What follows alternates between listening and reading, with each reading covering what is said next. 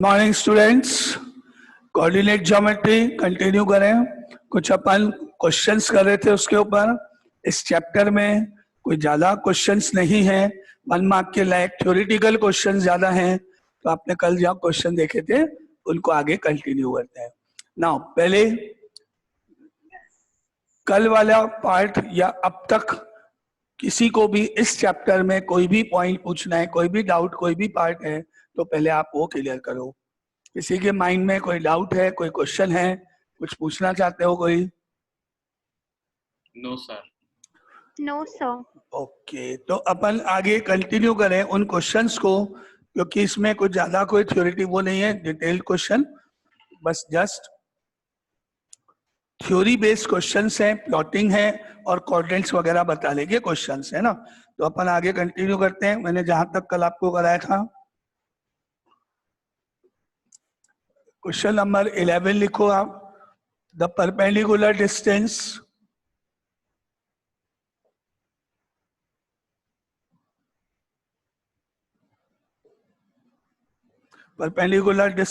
of the point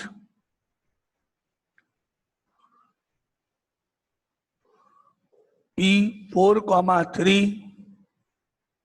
from x-axis is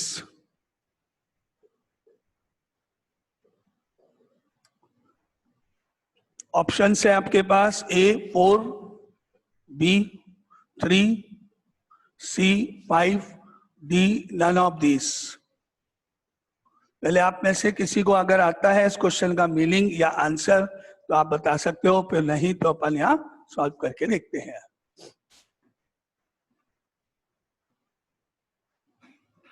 sir 4। Okay, check करते हैं। Answer मेरे सामने आया 4 इसका। पहले मैं इस पॉइंट को यहाँ ग्राफ पे प्लॉट करता हूं, फिर अपन इस क्वेश्चन का आंसर डिसाइड करेंगे। आपने कल देखा था पॉइंट्स को प्लॉट कैसे करते हैं, वापस आप चेक करना। आपको पहले 4 डिस्टेंस जाना है एक्स एक्सिस पर, 1 2 3 4। पहले आपको P पॉइंट के जो कोऑर्डिनेट्स दिख रहे हैं क्वेश्चन में वो है 4, 3। तो आपको पहले 4 डिस्टेंस मूव करना है। आपको मालूम है कौन सी एक्सिस पर? एक्स एक्सिस पर, क्योंकि फर्स्ट पॉइंट एक्स एक्सिस के लिए होता है और सेकंड पॉइंट हमेशा वाई एक्सिस को डिनोट करता है। तो हमने पहले पॉइंट 4 पे मूव किया, इधर गए हॉरिजॉन्टल, 4 आपको यहाँ नजर है। फिर अपन जाएंगे 3 डिस्टेंस ऊपर वर्टिकल, तो आपने मार्क किया 1 2 3 और आपने गए 4 ऐसे गए, 3 ऊपर जाएंगे, 3 के सामने 4 से ऐसे, 3 से हॉरिजॉन्टल, 4, 3 ऐसे, और आपने यहाँ लिख दिया पॉइंट P ब्रैकेट में इसके कोऑर्डिनेट्स। क्या आपको ये प्लॉटिंग में किसी को प्रॉब्लम है जो मैंने पॉइंट प्लॉट किया? मेरा क्वेश्चन ये हुआ आपके सामने अभी कि पॉइंट P को प्लॉट करो ग्राफ पेपर पर, तो आपने ये प्लॉट कर दिया। नाउ ये क्लियर है सबको कैसे करते हैं? अब मैंने यहां से एक वर्टिकल लाइन नीचे ड्रॉ करी एक्स एक्सिस पर, क्योंकि मुझे जो डिस्टेंस बताना है वो डिस्टेंस फ्रॉम एक्स एक्सिस बताना है कि ये पॉइंट इस लाइन से कितना डिस्टेंस पर है। मतलब मुझे ये डिस्टेंस बताना है। ये डिस्टेंस कितना होगा, क्या बताना है मुझे कि पॉइंट P एक्स एक्सिस से यानी इस लाइन से कितने डिस्टेंस पर है। तो इसीलिए मैंने जो परपेंडिकुलर लिया वो ऐसे ड्रॉ किया, एक्स एक्सिस से शुरू करते हुए पॉइंट तक गया। अगर मुझे perpendicular distance from y axis draw करना था तो मैं हॉरिजॉन्टल ऐसे जाऊंगा, वाई एक्सिस से मूव करूंगा, लेकिन एक्स एक्सिस से डिस्टेंस करने पे ये परपेंडिकुलर। नाउ अब मुझे ये देखना है कि ये जो डिस्टेंस आपके सामने है, अगर मैं यहाँ Q लिख दूं तो P से Q तक का डिस्टेंस, आप ग्राफ को पढ़ो, डायग्राम को देखो और आप मुझसे जो जिसको आता है वो बताओ P से Q का डिस्टेंस कितना है?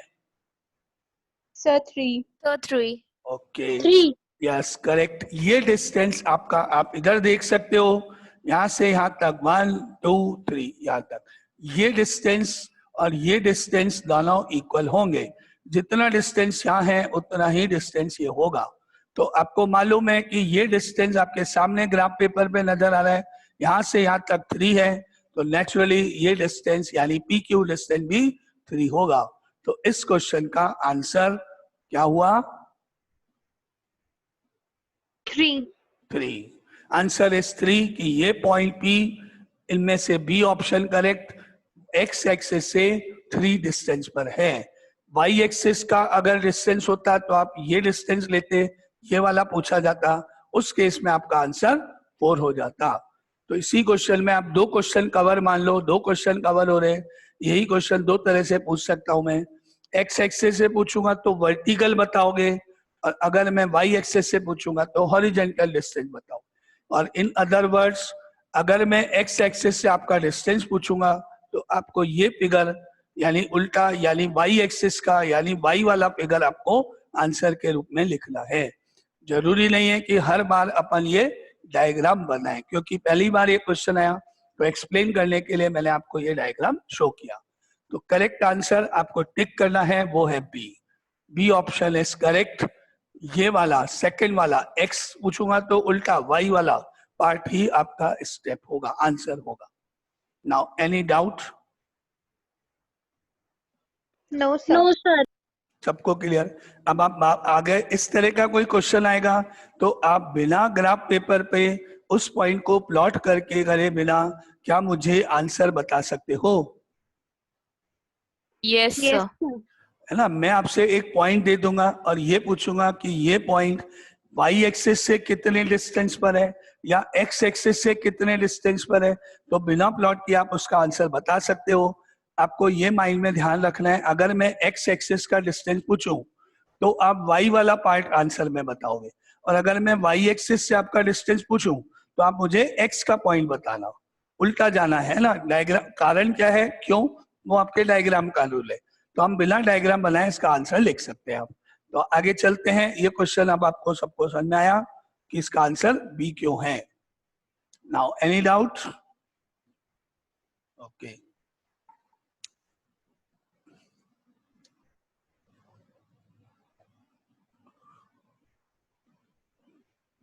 तो ये 11 क्वेश्चन ऑब्जेक्टिव, आंसर इसका बी। नेक्स्ट क्वेश्चन सेम इसी तरह से, the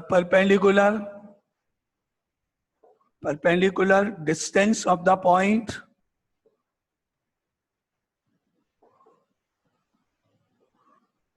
P point 4,3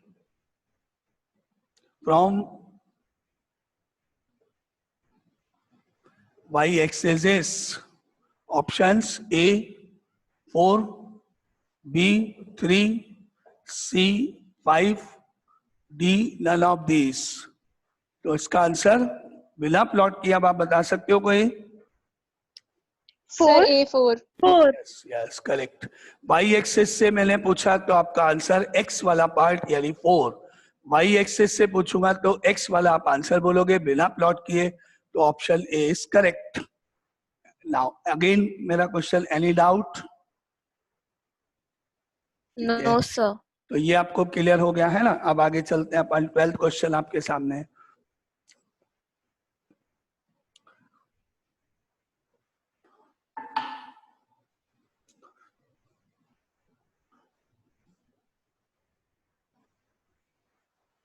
Question number 13, the distance of the point P4,3 from the origin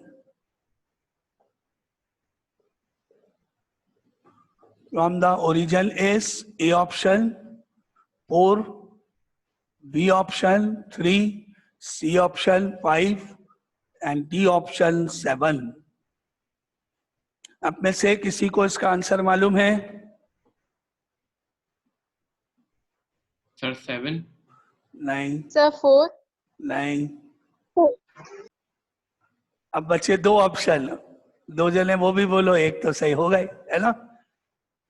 तो 5।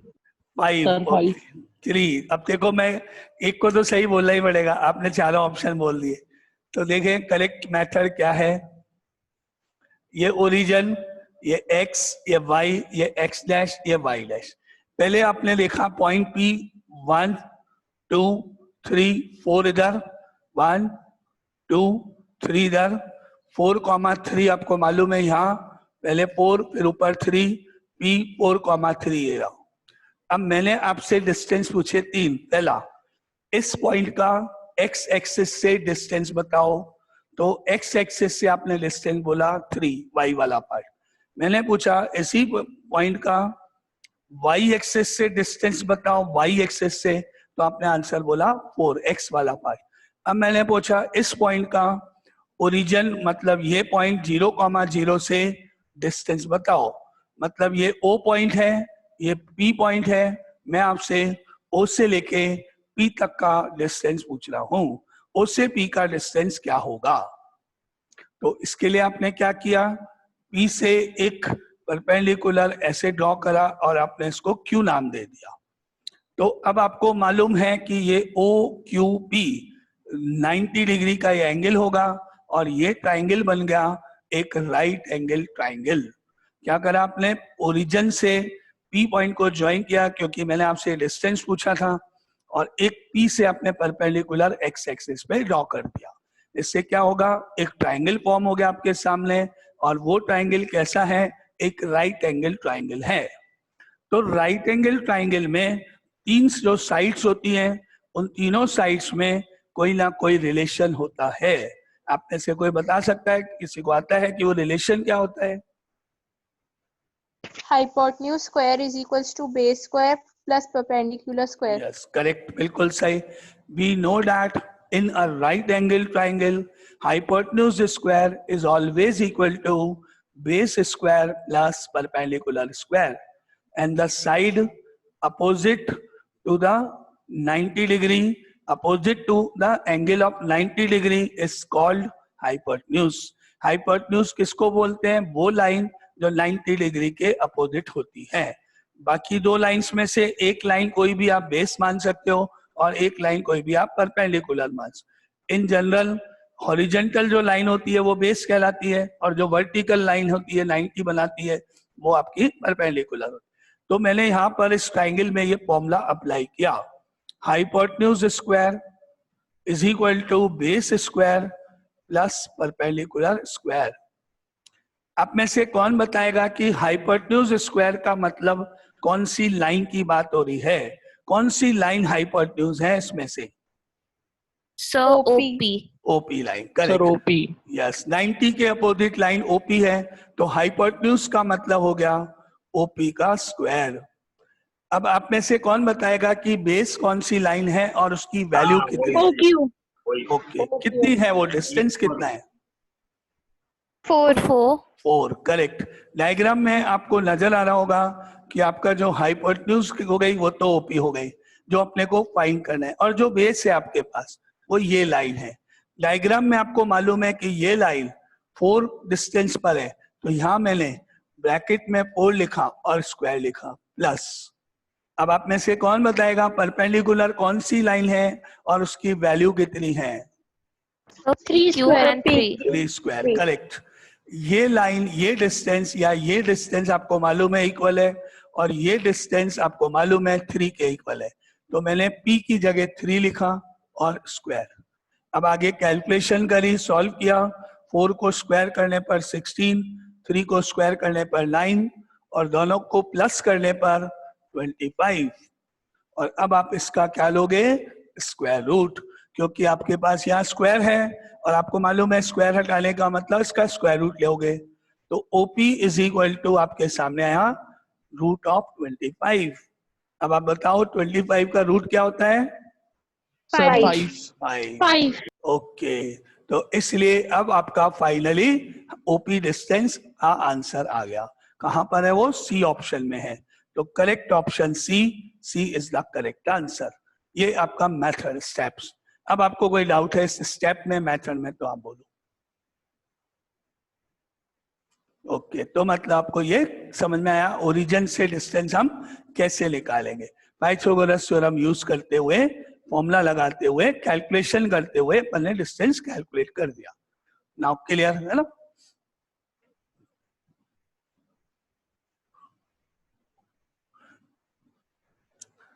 Okay, now next question is question number 14.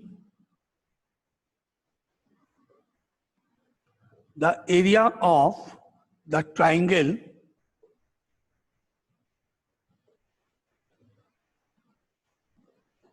formed by the points A 2, 0, B 6, 0, C 4, 6.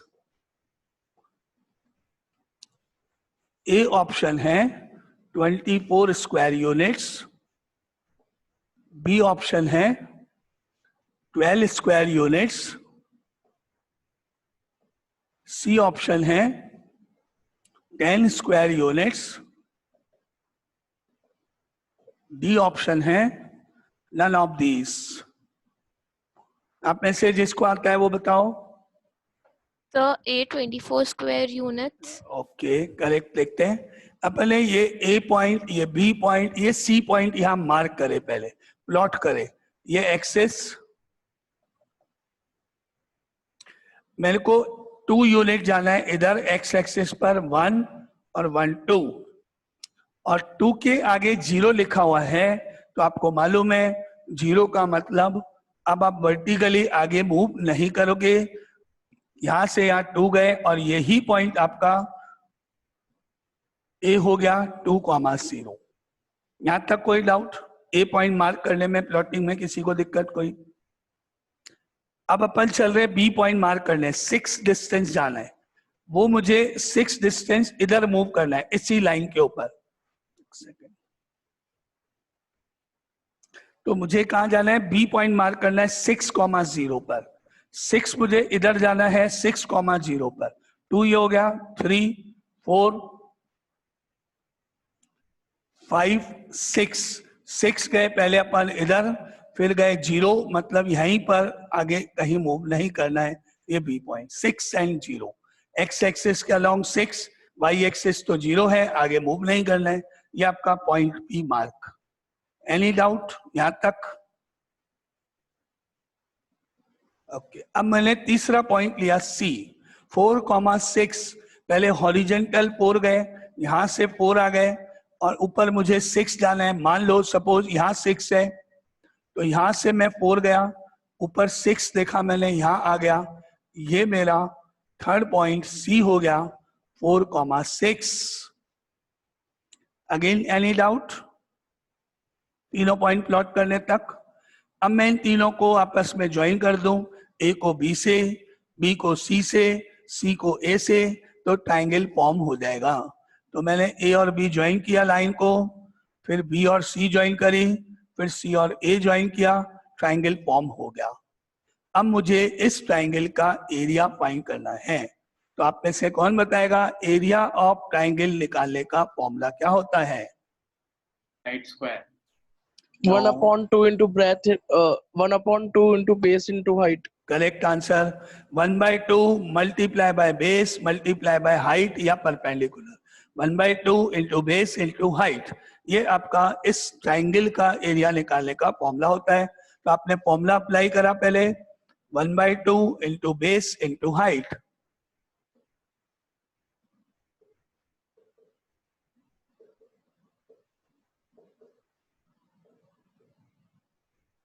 Half into base into height. अब आप में से diagram देख के कौन बताएगा कि बेस कौन सी लाइन है? AB. AB. यस, बेस हो गया आपका ये line, a b line base हो गया। अगर अपन यहां से एक परपेंडिकुलर ऐसे डाल देते हैं, डी कर देते हैं, तो बेस तो ए बी लाइन कहलाएगी। तो आपको मिला यहाँ हाफ, अभी नाम लिख दिया अपन ने a b multiply by, and height CD. CD। Okay, ये जो आपने परपेंडिकुलर ड्रॉ किया है इसकी हाइट यानी CD हो गया।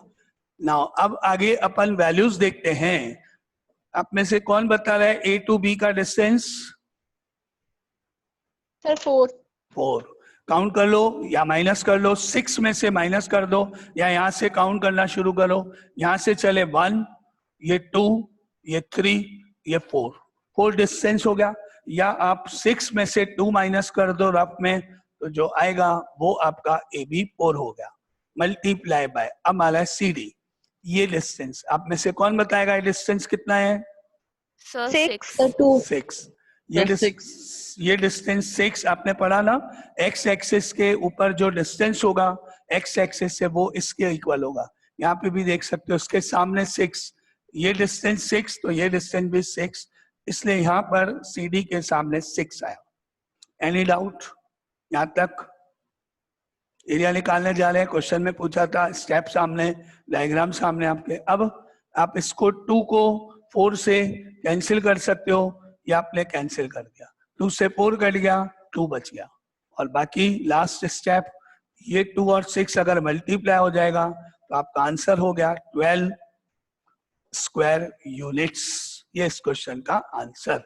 इस तरह से आपने एरिया निकाला, प्लॉट किया पहले पॉइंट्स को ग्राफ पेपर पर, बेस देखी कौन सी लाइन होगी, उसकी वैल्यू कितनी है, एक परपेंडिकुलर ड्रॉ किया, वो हाइट हो गई, उसकी वैल्यू देखी कितनी है, फिर फॉर्मूला अप्लाई करके एरिया को कैलकुलेट किया गया। Any doubt? नहीं, सबको क्लियर? ठीक है।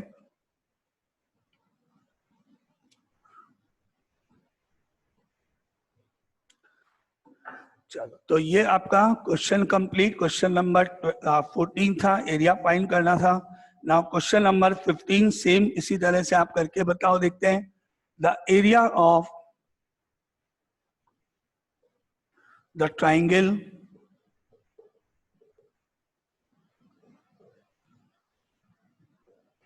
formed by the points P 0,1, Q 0,5, R 3,4 is options A 16 square units, B 8 square units, C 4 square units, D 6 square units। तो इसका पिछले क्वेश्चन की तरह एक्सिस बना के एक डायग्राम बनाओ, एरिया निकालना है आपको। चलो बताओ करके कि आपके अकॉर्डिंग इसका आंसर क्या होना चाहिए।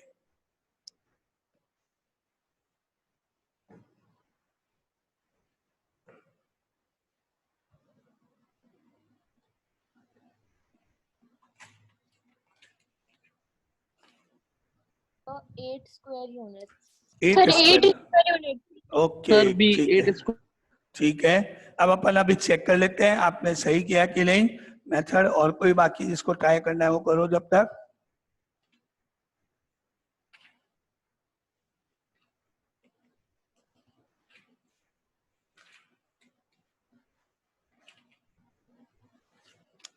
तो अगर मैंने यहाँ पर ये एक्सेस ऐसे बनाई, ये x, ये o, ये x डैश, ये y, ये y डैश। अब मैंने पॉइंट्स यहाँ मार्क करने हैं, 0 ये रहा, फिर 1 सेकेंड नंबर ऊपर जाओगे आप वर्टिकली, सपोज यहाँ 1 है तो ये आपका पॉइंट P हो गया 0,1। जिस पॉइंट को प्लॉट करते समय मैंने यहाँ किया है, अगर आप में से किसी को डाउट है कि हमको प्लॉटिंग द पॉइंट्स नहीं आता है तो आप पूछ लेना। मैं अभी ये मान के चल रहा हूँ कि आपको सबको प्लॉटिंग द पॉइंट्स क्लियर है, पॉइंट्स को प्लॉट करना। 0,1 मैंने यहाँ मार्क किया है, अगर आपको कोई डाउट है तो बोल देना। नेक्स्ट इज 0,5, तो पहले 0 तो ये रहा, अब सेकेंड 5 है, आप ऊपर जाओगे 5, यहाँ पे मैंने सपोज रफली यहाँ मैंने मान लिया ये 5 है, तो मेरा ये पॉइंट Q हो गया 0,5। अब मेरा तीसरा पॉइंट है 3,4, 3 पहले इधर जाएंगे अपन, 1 2 3, फिर यहाँ समझ लो 4 है ये, फिर ऊपर जाऊंगा मैं 4 के सामने, ये पॉइंट मेरा R है 3,4, और इनको ज्वाइन करने पर P और R ज्वाइन किया, Q और R ज्वाइन किया, और ये दोनों ज्वाइन कर दिए। और ये जो Q पॉइंट है इसके कोऑर्डिनेट है 3,4, यहाँ से आपने ऐसे परपेंडिकुलर ड्रॉ किया, जो इसका 4 सेकंड पॉइंट है तो 4 पे मीट करेगा। अब अपन इसका एरिया निकालने जा रहे हैं। ए एरिया को डिनोट कर रहा है मेरा, half into base into height, formula लगाया। बेस यहां से इस लाइन को बोलोगे जिस पे परपेंडिकुलर ड्रॉ किया जाता है, वो बेस हो गया। तो आपकी बेस ये लाइन है, पी क्यू लाइन है। अभी पहले मैंने सिर्फ नाम लिख दिए, बाद में वैल्यू रखूंगा पी क्यू इंटू। अब हाइट जो आप परपेंडिकुलर ड्रॉ करने जा रहे हो, अगर मैं इस पॉइंट को जहां एस मान लूं तो आर एस जो है वो हाइट हो गई। अब वैल्यू देखते हैं अपन, किसकी वैल्यू कहाँ है, कितनी है। पी क्यू, पी से क्यू का डिस्टेंस यहाँ 5 लिखा है, यहाँ 1 लिखा है। 5 में से 1 को माइनस कर दोगे तो 4 आ जाएगा। पी क्यू 4 हो गया, माइनस करके मल्टीप्लाई बाय। अब आप ये डिस्टेंस बताओगे आर एस, ये डिस्टेंस यानी ये डिस्टेंस नीचे यो देखो तो आपको मिलेगा 3, यहां से यहां तक या यहां से यहां तक। तो ये आपका x वाला पार्ट 3 के इक्वल हुआ, आपको मालूम है, तो यहाँ आपने 3 लिख दिया। 2 से 4 को कट किया 2, तो आपका करेक्ट है answer is 6 square units. D 8 बताया था आप लोगों में से किसी ने, वो आप देखो क्या गलती है आपके आंसर में। Any doubt? करेक्ट आंसर 8 नहीं 6। समझ में आया या नहीं? क्यों आया 6? सबको समझ में आया? कोई डाउट? क्लियर? ओके।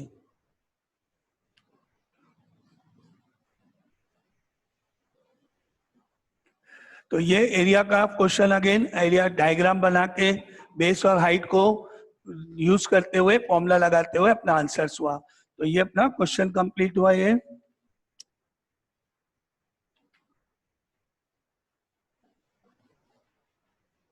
अब एक क्वेश्चन ऐसे लिखो,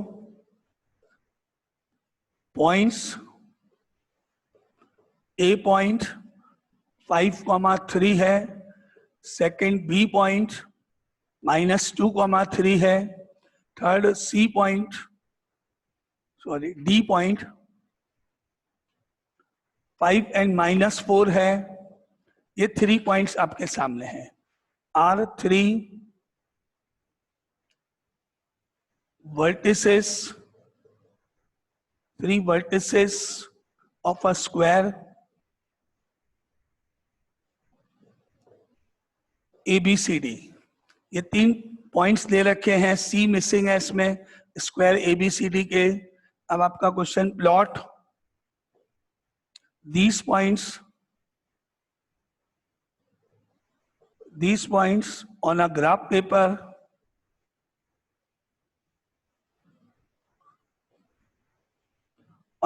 paper and hence find the coordinates of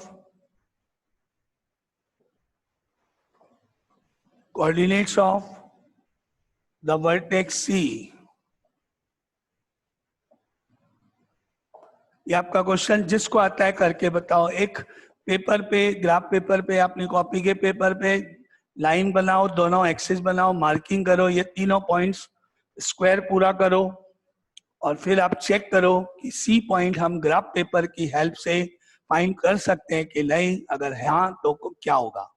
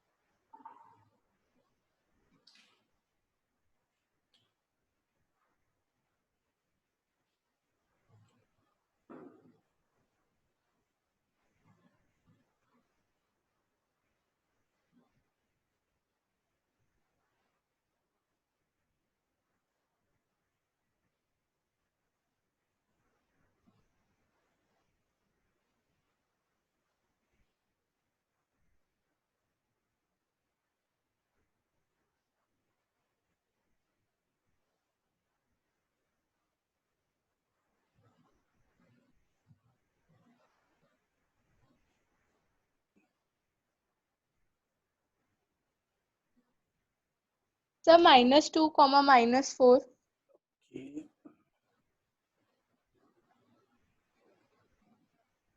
-2, -4 is correct answer. -2, -4 is the correct answer.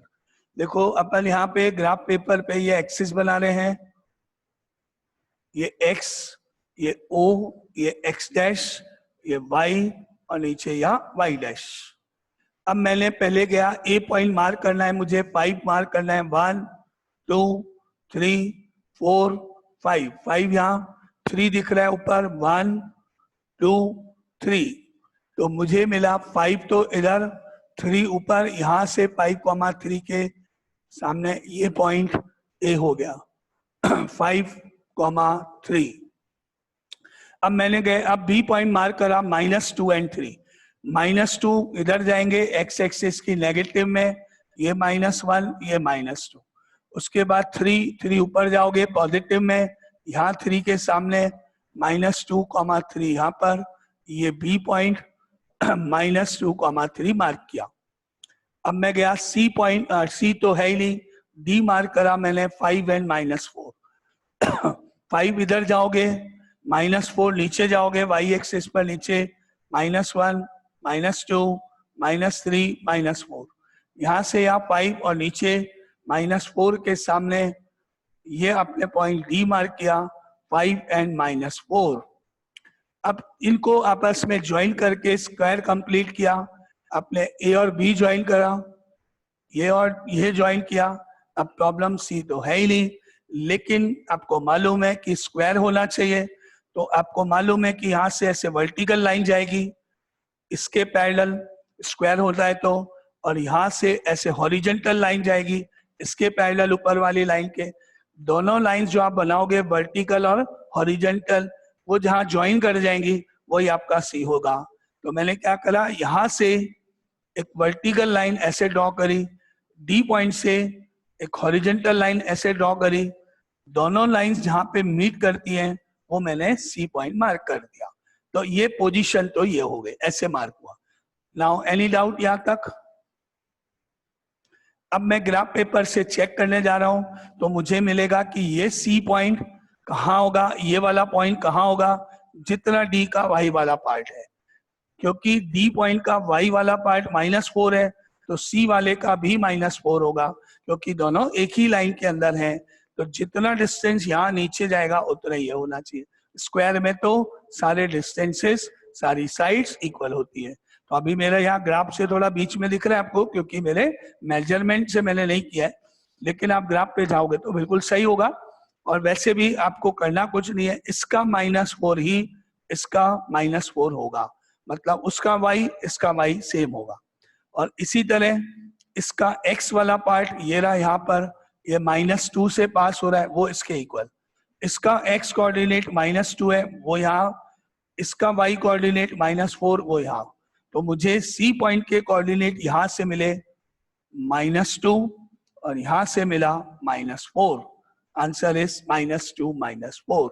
अब यहाँ से देख सकते हो ये -2 है तो -2 लिख दो, ये -4 है जहाँ पे लाइन जा रही है तो वो -4 है आंसर क्वेश्चन का. Any doubt? -2, -4. ठीक है, okay.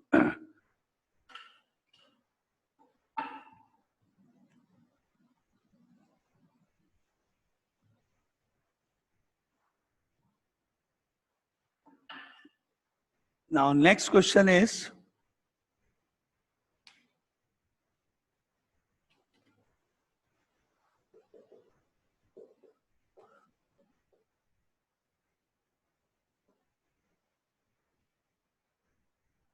write the coordinates of the vertices of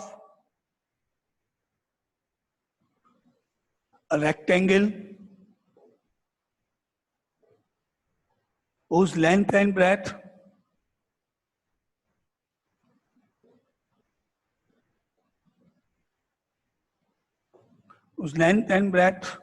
are 5 and 3 units. 5 and 3 units respectively. One vertex at the origin one vertex at the origin, the longer side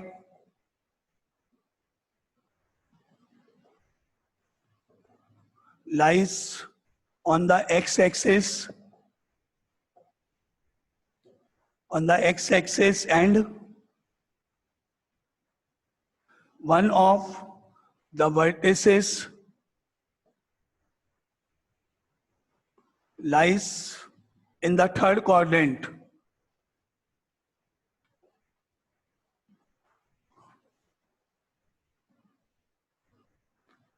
In the third quadrant. ये आपका question है. क्या question है? Write the coordinates of the vertices of a rectangle. Rectangle में A B C D 4 points होंगे. चारों के coordinates आपको बताने हैं. whose length and breadth are 5 and 3 units, जिसकी लेंथ 5 है, ब्रेथ 3 है. One vertex at the origin, एक पॉइंट, एक वर्टेक्स ओरिजिन है उसका. तो बाकी के 3 बचे हुए पार्ट आपको बताने. Longer side lies on the x axis and one of the vertices lies in the third quadrant. आप में से पूरी लैंग्वेज समझ के पढ़ के कोई अगर कर सकता है तो बताओ करके.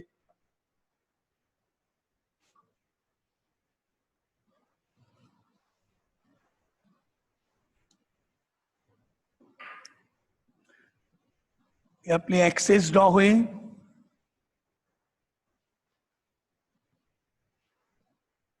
अब इस एक्सिस में आपके क्वेश्चन के अकॉर्डिंग पहले आपको लेंथ जानी है 5 यूनिट्स और वो लेंथ आपको जानी है एक्स एक्सिस के अलोंग. तो आप यहां से गए 1 2 3 4 5, ये आपका लेंथ के ऊपर एक पॉइंट आपने मार्क कर दिया. एंड 3 यूनिट्स आपकी ब्रेथ है. One vertex at the origin है, ओरिजिन इसको बोलते हैं. तो आपका ये O पॉइंट एक वर्टेक्स हो गया. इसके बाद longer side lies on the x axis हो गया and one of the vertices lies in the third quadrant. तो मुझे थर्ड क्वाड्रेंट मतलब यहाँ पर एक वर्टेक्स मार्क करना है. तो अब प्रॉब्लम ये है कि अगर मैं लॉन्ग यूं जाऊंगा 5 तो थर्ड क्वाड्रेंट में तो नहीं पॉइंट पहुंचाएंगे. लेकिन मैंने आपको बोला एक्स एक्सिस पे आपको 5 यूनिट्स दिखाना है, डिस्टेंस 5 है. तो डिस्टेंस 5 का मतलब ये जरूरी नहीं है कि पॉजिटिव साइड ही जाओ. कोऑर्डिनेट नहीं बोल रहा मैं आपको, बोलूं 5 कोऑर्डिनेट है तो पॉजिटिव होगा. मैंने बोला डिस्टेंस 5 है तो मतलब मेरा ये पॉइंट गलत है. ऐसे जाना चाहिए मुझे -1 -2 -3 -4 -5. ये मेरा 5 यूनिट्स हो गया एक्स एक्सिस पर. 5 यूनिट्स डिस्टेंस का मतलब पॉजिटिव किसी भी डायरेक्शन, एक्स एक्सिस के अलोंग या ऐसे अलोंग. अब मेरे पास एक पॉइंट यहाँ है, एक पॉइंट यहाँ है. अब मेरे को ब्रेथ मार्क करनी है. ब्रेथ है मेरी कितनी? 3 यूनिट्स. तो मैंने 3 यूनिट्स ये गया नीचे, ये -1, ये -2, ये -3, ये मेरा 3 हो गया. 5 हो गया, 3 हो गया, एक पॉइंट यहाँ. अब मैंने यहाँ से लाइन ऐसे बनाई, ये लाइन ऐसे बनाई, एक वर्टिकल ऐसे जाएगी, एक हॉरिजॉन्टल ऐसे जाएगी, जिससे आपका OABC रेक्टेंगल कंप्लीट हो जाए. अब आप मुझे बताओगे तो आपको दिख रहा है O पॉइंट जो है वो तो 0,0 है.